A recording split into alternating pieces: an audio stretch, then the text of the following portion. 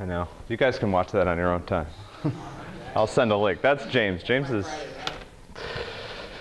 very funny. And that talk is full of a lot of good points. So today what we're going to do is we're going to talk about a paper that James wrote.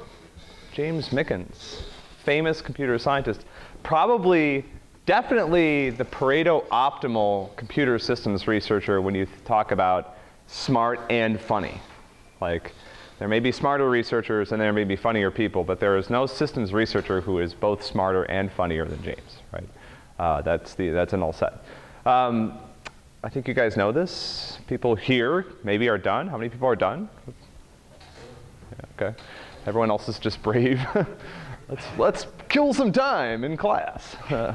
All right. So I like that. I'm taking a break, you know. Haven't slept for a while. You can do some sleeping now. That's cool. So 17% is where we were this morning. You guys have a long way to go to get to 70, 80, 95. It usually just goes upwards, hopefully. So yeah, please do the course evaluation. I'd appreciate that. Unless you're waiting to do it because you hate me right now and you think you might like me better in a few weeks, in which case it's fine to wait. Just don't wait until after the exam. All right, so we've talked about virtualization this week, and I thought this paper would be a fun thing to look at to sort of bring us full circle, because it's sort of interesting. I mean, we've been talking about operating systems and operating system concepts, and yet in the decades since operating systems were designed and implemented and distributed, the world has changed quite a bit. So I would say, you know, today, millions of people create apps, right, that run in a sandboxed environment and manipulate a rich windowing interface in order to communicate with users. But those aren't native apps. What are they? These apps don't run on top of the operating system. Where do they run? You guys probably use these apps on a regular basis. How do you launch them? Where do they run? They run in the browser. How many native apps do you guys actually use on a day-to-day basis? How many people would say like under 5? Include the browser. For me, it's like browser, iTunes, which is a total piece of crap. I hate that app. I wish it ran in the browser. It could not run worse, right? It is the weirdest, most broken piece of software. Trying to think of what else. My terminal, I guess that counts. I'm at 3. Sometimes a PDF viewer, but that always makes me very sad when I have to do that. I would much rather have stuff like Google Docs. It's amazing that Google Docs' annotation features are better than PDF viewers. I find that to be shocking, but it is also true. So yeah, so I'm at like maybe 4, maybe 2 different PDF viewers because one of them is always broken in some weird way that the other one isn't. Anyone like 10? Maybe an IDE? So maybe we're at 6. Anything else? Slack. What? Slack? Use an app for Slack? Yeah. Why? Doesn't it run in the browser? Browser I just go to some website. Oh, okay, that's just for notifications. Okay, that doesn't really count, right? I mean, normally you go to the web page, you use Slack. It might have an app that like pops up notifications or something, but Skype maybe? What else? I mean, this number is dropping, right? What's that? LimeWire, okay, yeah, great. Alert the FCC. What's that? Well, I don't know what that is. Oh, okay, gotcha. It's even dodgier. It's dodgier software than the dodgy version. Yeah, so like, this is interesting, right? And I don't, this is one of those technology transformations that I don't think anybody would have predicted 20, 30 years ago. That, native apps are now native apps are alive and well in one place, which is kind of interesting. Where is that? Okay, yeah, that's true. Games, right? So games still typically native apps, but there's one platform where native apps are still ruling, yeah. The phone. I don't know why that is. It's very interesting.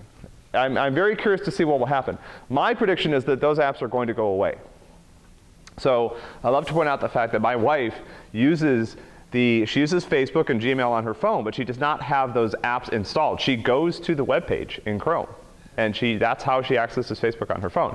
The thing that's amazing is that works. And apparently it works well enough that it doesn't drive her crazy. Same thing with Gmail. Like the Gmail mobile interface is terrible. It makes me cringe. It's really ugly. But she does things with it. She sends messages, whatever. So yeah, I mean, at some point, it'd be interesting to see what happens on mobile. But I suspect that things are going to go to the web, right? Meaning that the code that you guys and most of the code that you guys download and run today is in this language called JavaScript, right? You know how many days it took them to develop the first version of JavaScript? Sorry, I shouldn't have said days. I gave you guys a clue. Do you know how long it took them to develop the first version of JavaScript? 10. Sorry. Oh, come on. You can't develop a whole language in a day. That's ridiculous, right? 10 days, or 10 or 11 or something like that, right? So like Java, Sun spent years developing Java, okay? Java development started years before JavaScript development, and yet JavaScript was released before Java, right? I find that to be shocking. And that is the modern computing experience. So again, talk about unintended consequences, right? When Netscape decided to put JavaScript into the browser, I don't know if anyone at that point realized that that was going to change the entire face of computing, but it did. And so that's where we are today. If you want to write web apps, you have to use this nasty language called JavaScript that somebody wrote in 11 days. Yeah.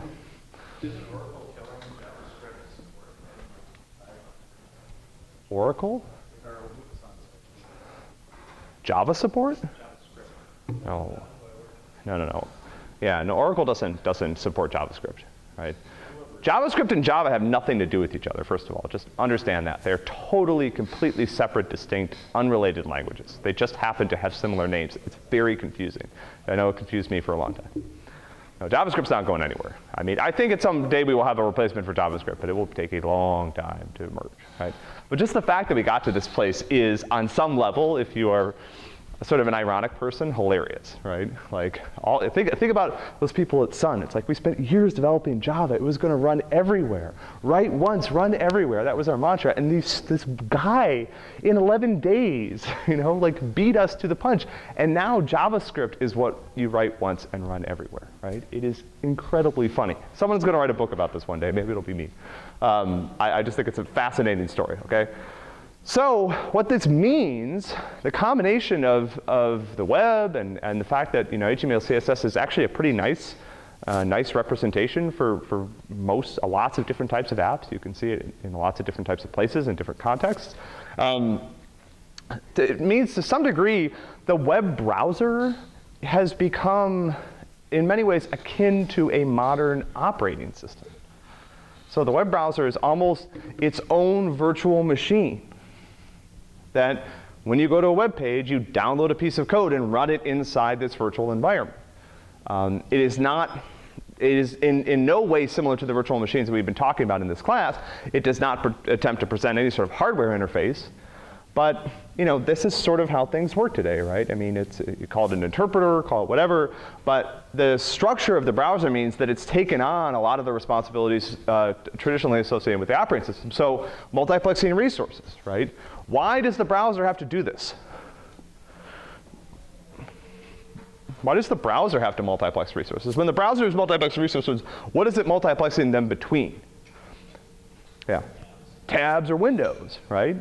I mean, in the OS, you talk about apps that are competing for resources. In the browser, you have different tabs running different websites that are also competing for resources, right? So this is sort of the equivalent there. Protecting applications from each other now becomes protecting unrelated sites' content from each other. This is super important. Why? Yeah. So that's nice. You have not allayed my fears. Yeah. I could be typing in my social security number. Yeah, when you go to like sketchywebsite.net and then you open up your bank in the other tab, you hope that sketchywebsite.net isn't getting leaked information from that other tab where you are entering your bank password. Okay? This is actually surprisingly hard to get right. And also when I start downloading various JavaScript resources and other things, there's rules about the types of content that they can have access to. And this is pretty important. People also do incredibly dumb stuff in their web browser. Did anyone fall for the whole Osama bin Laden death video thing that went around on Facebook a few years ago? Anyone remember that? Anyone see that? It was like click on this link or cut and paste this huge link that's like 30 lines long into your browser to see the hidden Osama bin Laden death video. Do you know what that was? That's a bunch of JavaScript that ran in your Facebook context and like spammed that message to all of your friends, basically, right? And yet like millions of people cut and pasted that into their web browser. Hey, let's try this, right? Let's see what happens when I don't know. I've never seen a URL that long before. Normally they're like 10 characters and this one is 10,000, but who knows? Maybe it'll take me to that Osama bin Laden death video that I really want to watch, right? I had a friend who used to work at Facebook and this sort of thing drove them nuts, right? Same thing here, right? So the browser provides an API. And that API in a lot of ways provides, again, sort of abstract resources, right? Whether it's events, the DOM, which is this abstract data structure that represents the content on the page that JavaScript manipulates in order to create the interactive web experience, right? So this is interesting, right? I mean, to some degree, the browser seems to have all these features that are very similar to the operating system, and now a lot. Rather than having like 10 different icons on your desktop that you click to open native apps that do various things, you have 10 different browser bookmarks that you click to send mail and listen to music and collaborate with others on documents and whatever, right? Write code. I mean, that's clearly the next thing that's coming. There's already some tools out there like that. I mean, anything that you are not doing in the browser right now is going to go in that direction. In a lot of cases, there are already ways to do it in the browser, and they may not be beautiful yet, but they're coming. Right? But what's the big difference here between, historically, between the operating system and the browser that might create some problems? So the operating systems were, when people designed operating systems, they had all of these things in mind, right? There were these well-defined goals. We're going to protect applications from each other. We're going to, this was how operating systems were designed. This was part of the spec. They were already designed to do this, whereas web browsers started life as applications, and over time, as we've been migrating more and more computing functions into them, they've sort of had to take on these new responsibilities in this really ad hoc way. So, for example, if you think about how web browsers work, the operating system does not allow an application to basically give it a huge chunk of code and say, I would like to run this in the kernel with kernel privilege, right? That would be a terrible idea.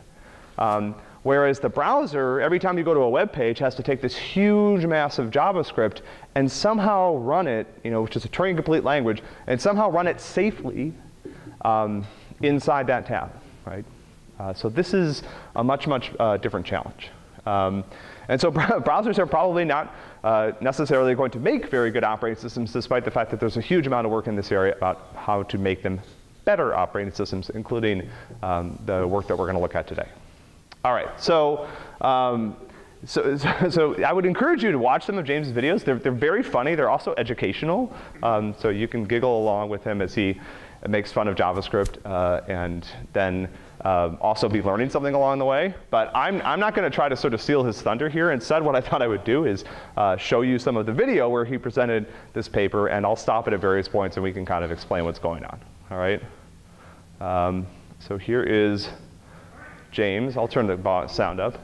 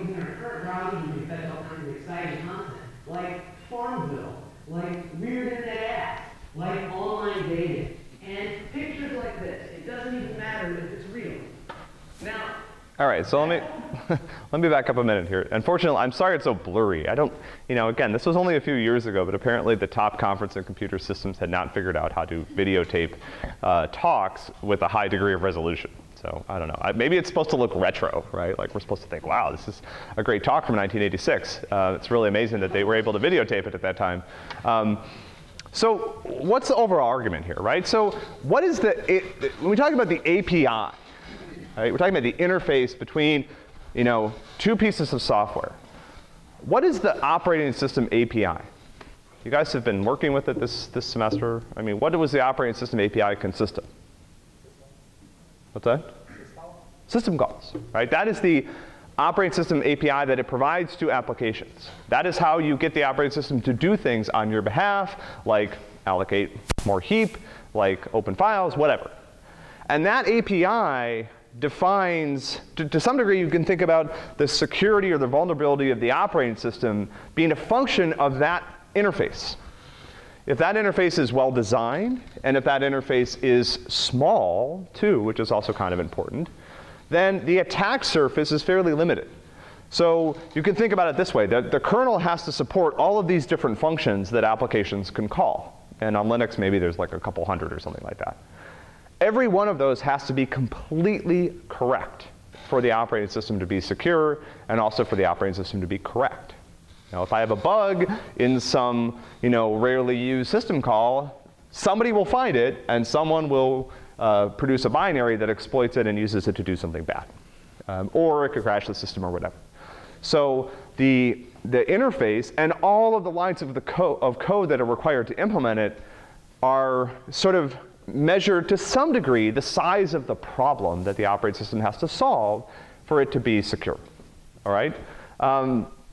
Now, to some degree, in order to improve security, operating systems have tried to keep this interface fairly limited because that makes it easier for them to, there's just fewer lines of code to fix and make sure are correct. The web browser, on the other hand, what is the API that he's talking about that it provides? What is the web browser API and who uses it?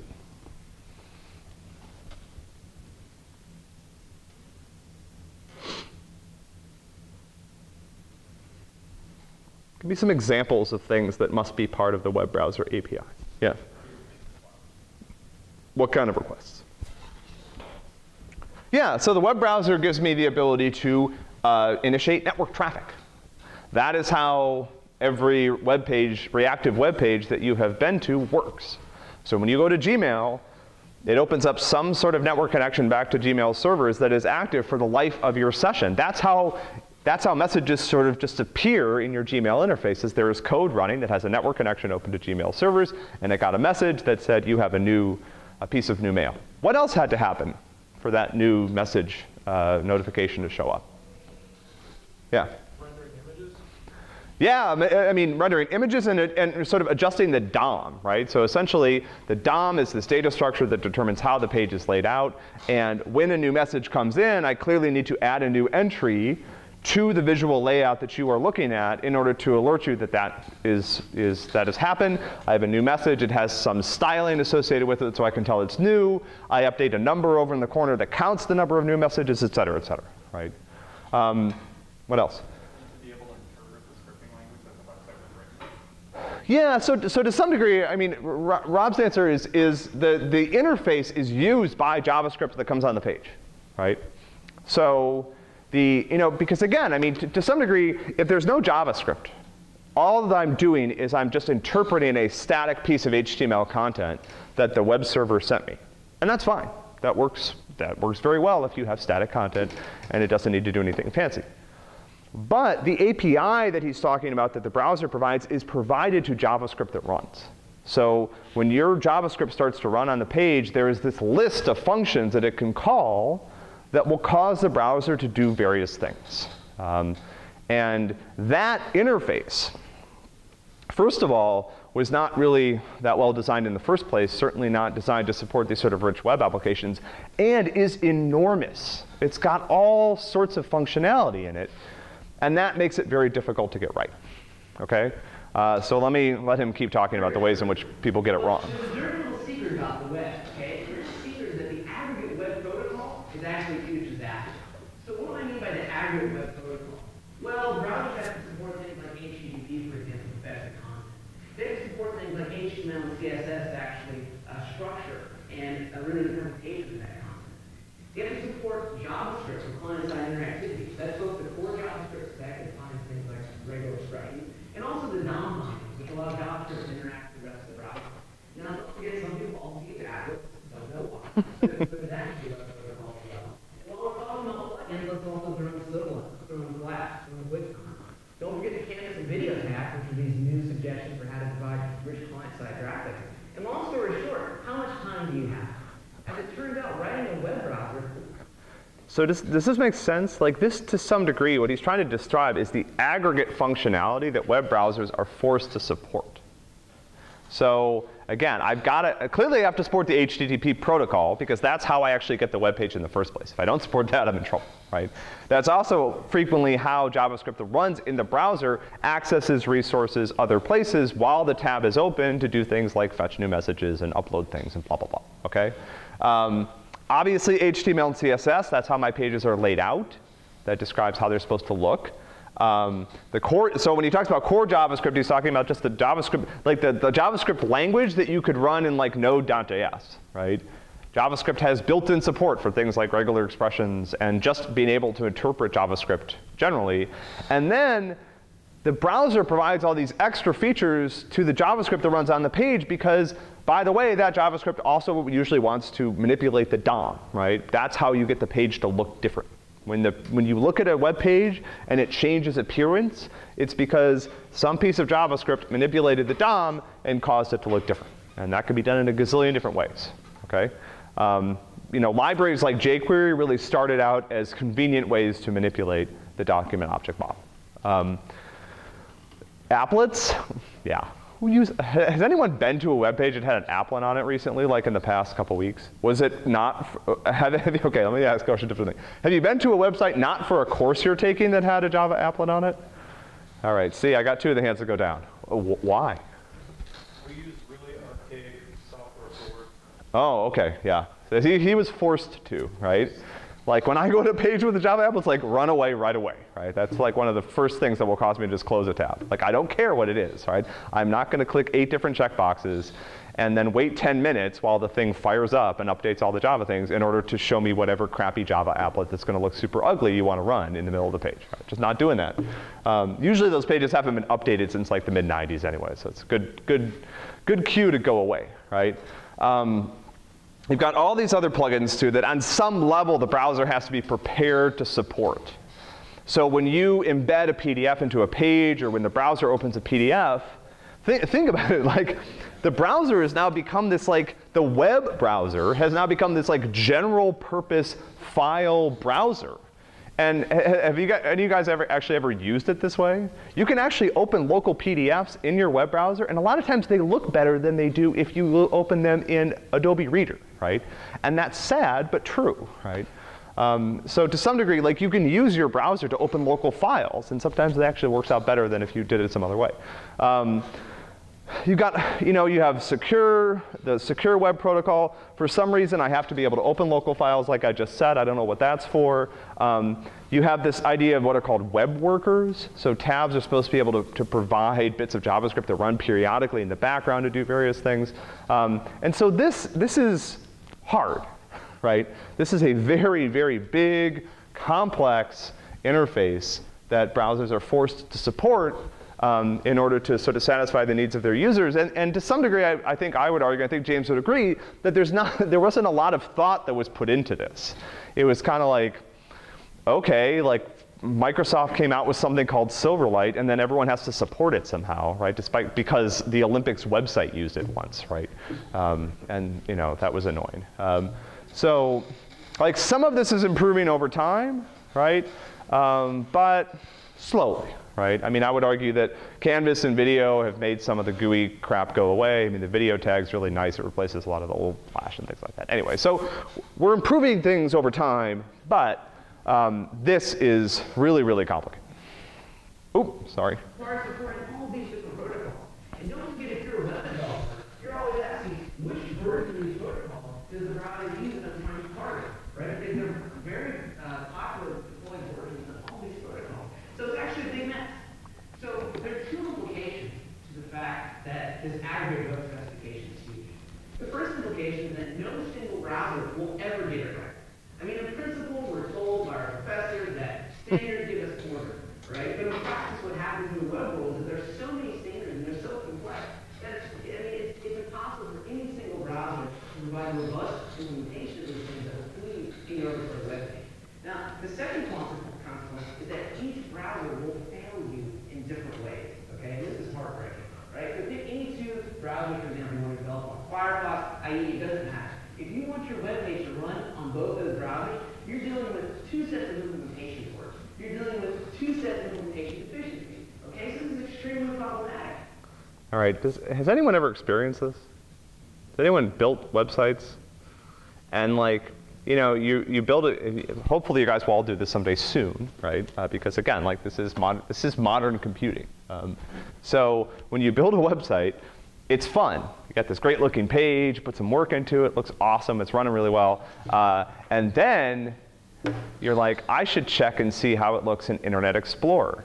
And then it's just sadness, right? Because it doesn't look right. It's broken, things don't work. Zach, you have a... What's that? I have an experience like that with Firefox compared to Chrome. Yeah, so I had that experience the other day in here. I don't know if you guys noticed this, but like Firefox broke my slides, right? I don't know why, right? And I don't really care that much. But the website is only supported on Chrome. I'm going to put a logo on it, right? But yeah, Matt.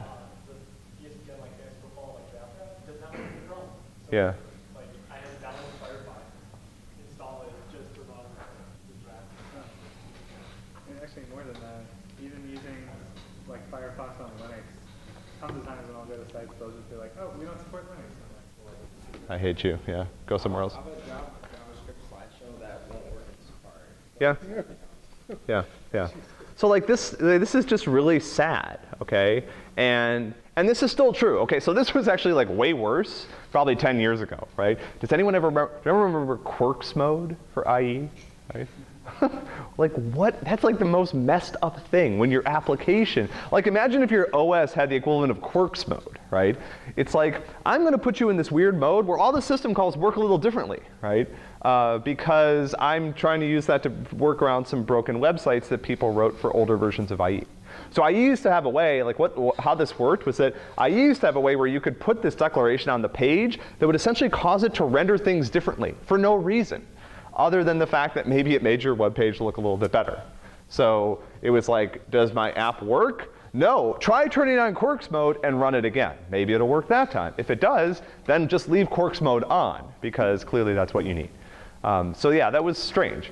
Some of this, again, I would argue some of this is improving slowly, and he'll mention why in a few minutes. I mean, there are now things like WebKit, right? So for layout, a lot of the browsers are using basically the same rendering engine.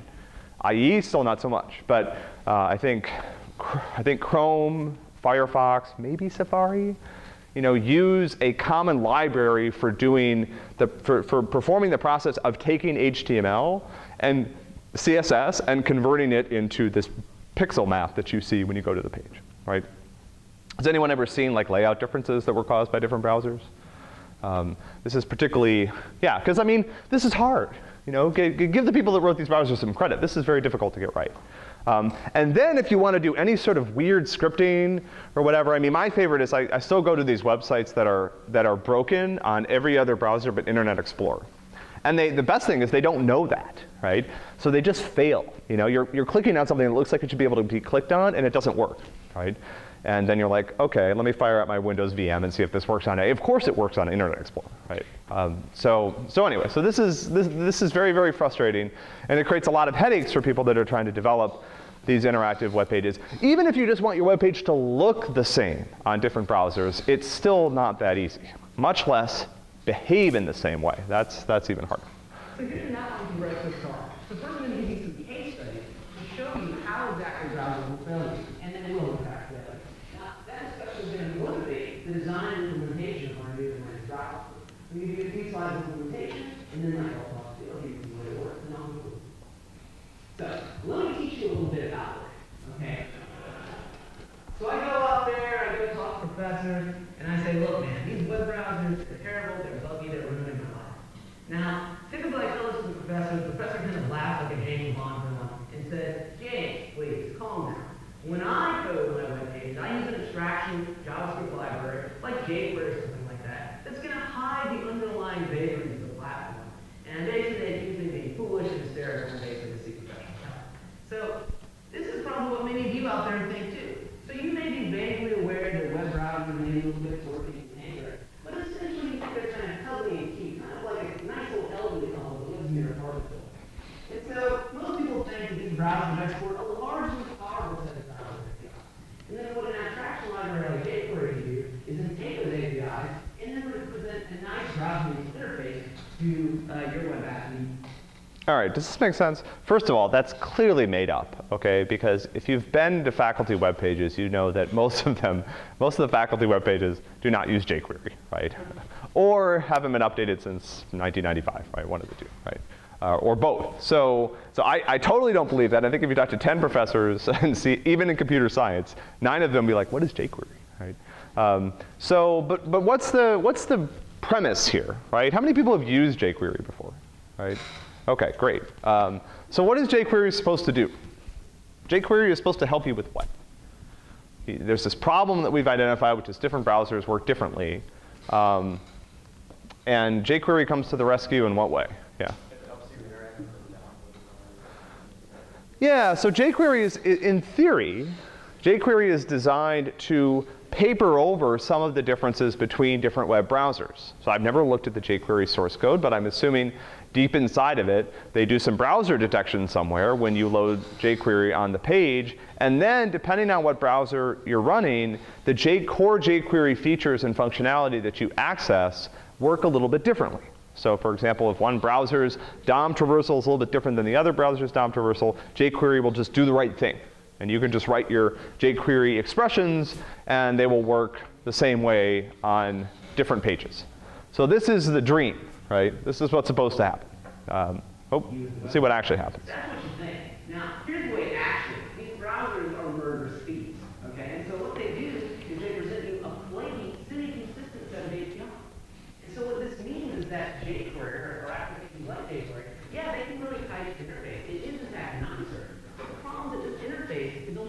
actually browse through. As it turns out, jQuery cannot actually hide all of these cross-browser incompatibilities. And so I'm going to go into more detail about it. So take my hand, if you will, and join me on the garden path that I like to call why the suicide rate for web developers is 89%. Let's get started. So, JavaScript versus browser, round one. Let's take a very simple web page up here. You've got a button inside a div, inside an HTML tag. Very straightforward, right? So what the browser does, it's going to take this HTML and form what's called a DOM tree. The DOM tree is a JavaScript data structure where you just have a node for every tag in the HTML structure. So when I click the button, there's going to be this event propagation model. Now, the standard people tell me that there's an official three-phase event model: the capture phase, the target phase, and the bubble phase. So I click on that button, and during the capture phase, the browser traces the path from that topmost HTML tag all the way down to the unit generating the event, which in this case is the button. So the browser in the capture phase and the event to the HTML tag DOM node says, have you defined a capture handler? The answer is yes. So that browser executes that handler. Then it takes the event, hands it down to the div node. Div node does not define a capture handler. And then the browser hands it down to the button. Aha! Now we're at the target phase. This is the thing that actually generates the event. So the button has defined an event handler. The browser executes that. And now we're in the final phase, the bubble phase. So we trace that reverse path in the capture phase. The div tag has defined a bubble handler that executes. We come up to the HTML DOM node. It has defined a bubble handler. And now we're done. So here's what pop looks like. I just want support for that official three-phase event model, right? That's all what I want. Now, Firefox says, yeah, okay. Chrome's going to say, yeah, okay. IE not going to say, yeah, okay. IE says, I will not support the capture page. Cheers. Have a happy Christmas, okay? Now, Does this make sense? Maybe if you guys haven't done web programming, this is sort of new to you, right? So it turns out this happens when you click on a web page. All of it. Maybe you never knew this. So the idea is, wherever you click on the page, there's these two things that happen. First of all, there's this one type of event that propagates downwards from the root of the page. So the page is represented in the document object model as a tree. Every little item on that page has a path to the root. It's to some degree like a hierarchical file system, and you can name it. That's what XPath is for. So in the first phase, and I'm sorry these slides are so blurry. I should have grabbed the deck. In the capture phase, the event propagates downward from the root to the node that generated the event. So I clicked on something. There has to be some element of the page that was targeted. And this gets really complicated because I can have elements that overlap, and I can set heights for them, so whatever. But there is some element that I clicked on. Capture phase, I go down. The element itself has a chance to process the event in the target phase, and then it propagates back upwards. And the idea is that in order to implement various types of interactive behavior, various elements on this path can define handlers for these events. So give me an example of what one of those handlers might do.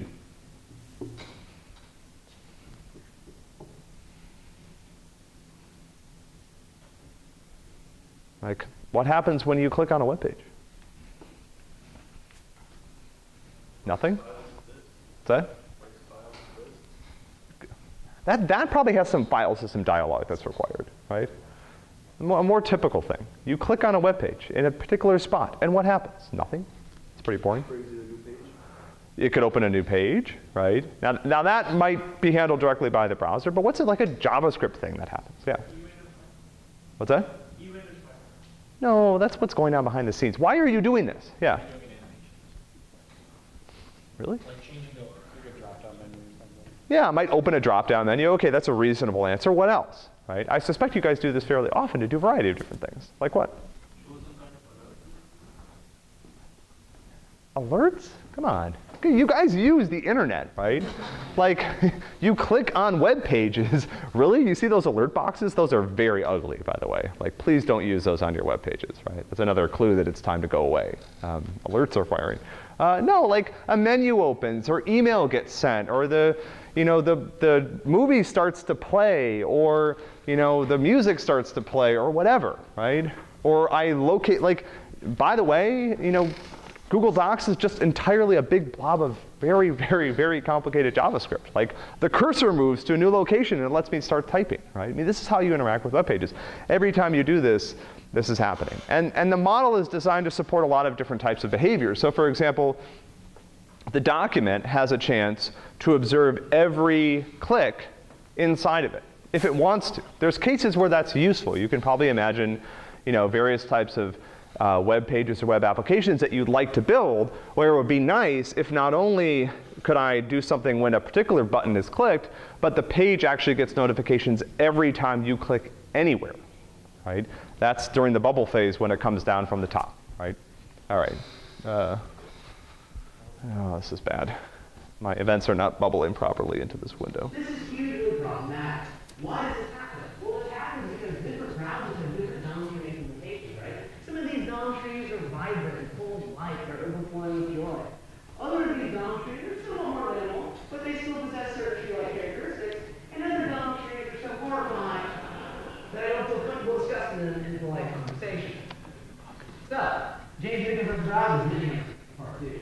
So, let's say I have a text box in the web browser, and I just want to enter my name in the text box. Sounds pretty simple, right? So I'm going to take my mouse, I'm going to click on that text box, and generate what's called a focus event.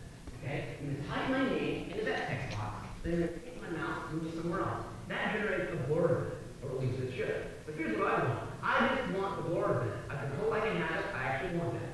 What's going to happen? I use it until you're okay. Chrome is going to say, sometimes I'll fire that event, but sometimes I won't. You just have to see one.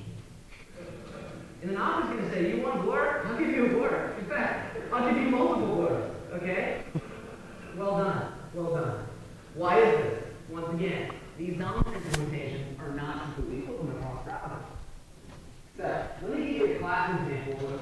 All right, so makes sense? Again, I mean, you guys are aware of this. What is the blur event used for? You guys might have been to a website that was designed in the last 5, 10 years.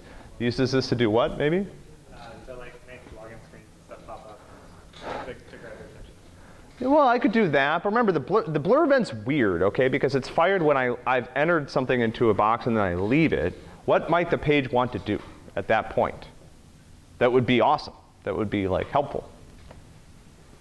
Let's say you're filling out, like you're buying something online and you're entering some information into a form. What can the form use the blur event to do? Yeah. Well, that's going to happen when I tab, and there's a way to order the fields in which the fields show up. But what might want to do when I leave? Autocomplete, or I could validate the input too. You've probably been on, I mean, how many people, it's very frustrating, right? Like our expectations about web pages are changing. It used to be that you put in all of your information and then you hit submit and then the page would sit there spinning for a few minutes and then you would get an error message being like, you didn't fill out the state or something like that. And now what happens is, or you misspelled your name or the credit card number is invalid. And now what happens a lot of the time is as you're entering the information, the form is actually doing validation in the page, right? So by the time you actually get to the submit button, we're pretty confident that that's a Visa card that you entered and it's a valid card number. It has the right number of characters at least. At least we know that, right? Those can be done by the blur events. When I leave the box, that's when my input is complete and that's when the right time to do validation. All right, I don't know if we're going to get much farther than just letting James outline the problem. But So what I want to do is I want to specify an element size of a percentage of the element. So this very simple example here, I want one div that's going to be slightly smaller than the other div, as specified as a percentage of what happens is, as you can understand by now, with the browser is a component, okay? So now we have the browser. just skipping ahead here. And so inside each page, since we have what's called, so this master kernel is going to be responsible for doing things like creating a new frame, passing messages between the frames, or to use message passing to communicate to this kernel here. And so this is very, very nice, right? What does this give you? This gives you improved security. But what we see is that these microkernel browsers use off-the-shelf components to implement things like the JavaScript interpreter and HTML. So what's the implication of that? That means that there's no change in extensibility. All right, I'm just going to pause, James. I'll cut to the chase since I know we're almost out of time. You guys can watch this online at your own leisure and maybe actually be able to see it. So essentially, the solution that James proposes is pretty clever. He says, look, there are all, so what happens right now is the page comes down and has to deal with all of these browser cross-browser incompatibilities, and it's extremely hard for browsers to provide this huge interface to support all the things that a page might want to do. So what we do, let's design a new browser interface. So we refer to this as an exokernel browser. We haven't talked about kernel structure yet. We probably won't this semester. But the idea here is, let's change the interface. So how do we make the browser interface a little bit more like the operating system interface that we're familiar with?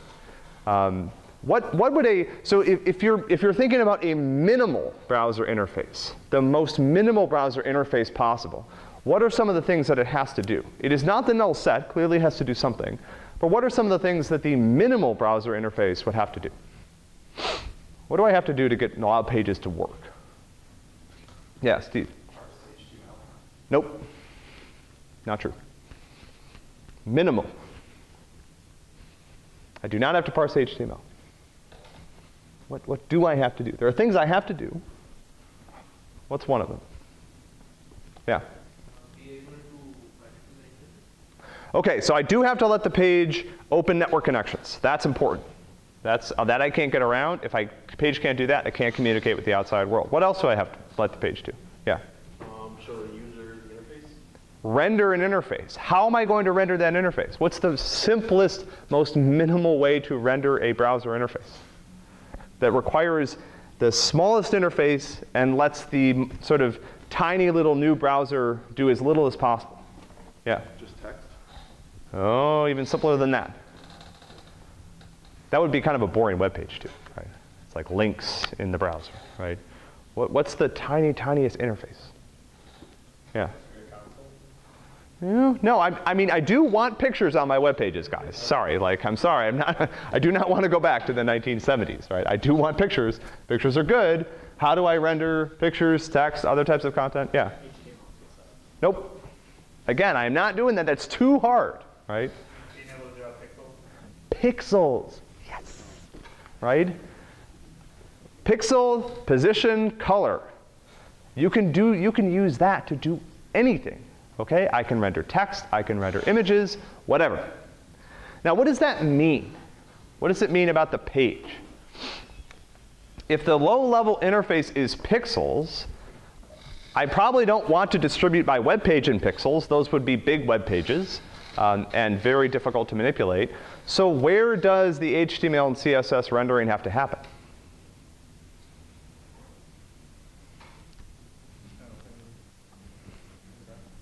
Somewhere else. And so the key idea here, which I'll just sort of leave with, and maybe we'll talk about this more on Monday because this is kind of a fun project, is that the page is allowed to specify its own interpreter. So the page says, I'm an HTML and CSS page. And when you download me, you also download the interpreter that converts HTML, CSS to pixels. Why does that help? Why would that solve some of the problems that we're trying to address here? I mean, at least we can agree that this thinner interface should be easier to secure. It's a lot smaller. But how does this prevent the problems that we've been talking about? Yeah, Rob. Right, so the web page is, by specifying its own rendering engine, the web page can be 100% confident that it will look identical on every browser.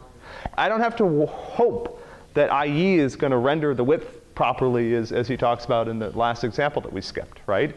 I have my own engine, and that engine spits out pixels, and I know it's correct. I've tested it. All I have to do is test it on one browser, and if every browser worked this way, every user would see an identical interface. Yeah, Steve. This is just the complication from a user programming the browser to the developers who are going to have to create these engines and their search web page. Well, here's the thing, though, right? Do we need to create any new rendering engines? No, we've got them, right? All this would mean is that if IE worked this way, your browser could say, by the way, IE, I want you to render my page using WebKit. Thank you. And I want this version of WebKit, this exact version. Thank you. And then every Chrome, Safari, IE, if all of them worked this way, you'd see the identical page. Does that make sense? Yeah, so absolutely. There are libraries involved here. We have not we have not reduced any complexity from the process of page rendering and processing, but what we have done is change the interface that the browser has to support. And that's pretty powerful, all right? Take a look at this. This is a cool project. Watch the rest of the video. There's some more fun examples. Watch some of James's other videos because, again, they are quite funny. And good luck with the rest of assignment 3. I'll see you guys on Monday.